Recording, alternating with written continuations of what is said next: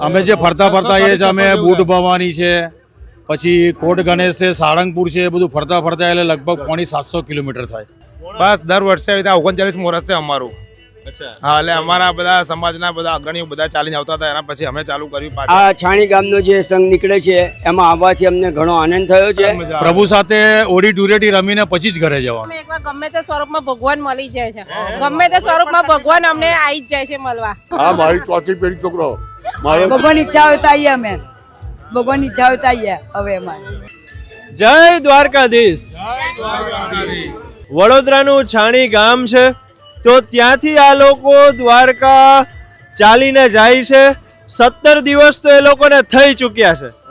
જય દ્વારકાધીશ. શું નામ આપનું? કમલેશ ગાંધી. બરોબર છે. કેટલા લોકોનો સંઘ છે? 45 લોકોનો સંઘ છે. 45 લોકોનો સંઘ છે. અને કયા ગામથી તમે નીકળ્યા છો? છાણી વડોદરા. વડોદરા. કેટલા દિવસ થયા છે? 17 દિવસ થયા અને હવે 13 તારીખે સવારે અમે ત્યાં દ્વારકા પહોંચીશું. બરોબર. એટલે ટોટલ કેટલા દિવસ થયા? 23 દિવસ થાય. 23 દિવસ. હા. ઓહો. અને દ્વારકા કેટલા કિલોમીટર થાય છાણી ગામથી? અમે જે ફરતા ફરતા આવીએ છીએ, અમે બુટ ભવાની છે, પછી કોટ ગણેશ છે, સાળંગપુર છે, એ બધું ફરતા ફરતા એટલે લગભગ 750 કિલોમીટર થાય. 750 કિલોમીટર.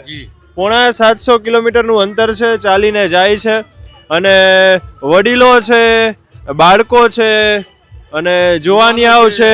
જય દ્વારકાધીશ. જય દ્વારકાધીશ. શું કહેશો આપ? બસ દર વર્ષે 39 વર્ષ છે અમારું. અચ્છા. હા, એટલે અમારા બધા સમાજના બધા અગ્રણીઓ બધા ચાલીને આવતા હતા, એના પછી અમે ચાલુ કર્યું પાછળ આવી રીતે. એટલે મજા આવે છે, મોજ આવે છે. વાહ.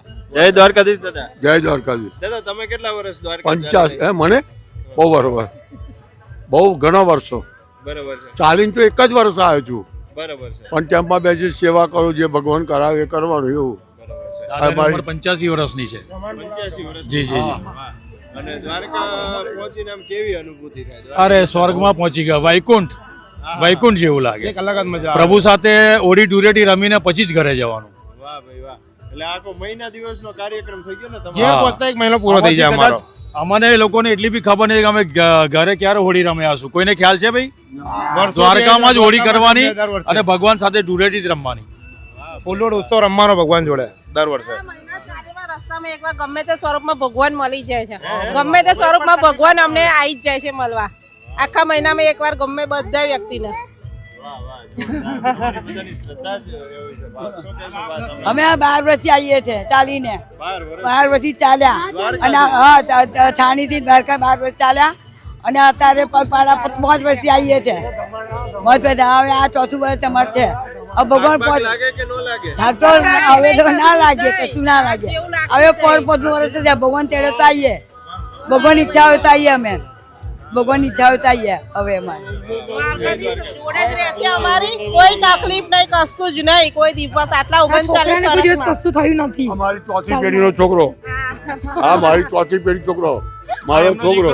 આમનો દીકરો આ, એમનો દીકરો આ, હજુ તો આવશે એક દીકરો. મારી ચોથી પેઢી હાલે. દ્વારકાધીશ કી જય. આ છાણી ગામનો જે સંઘ નીકળે છે એમાં આવવાથી અમને ઘણો આનંદ થયો છે.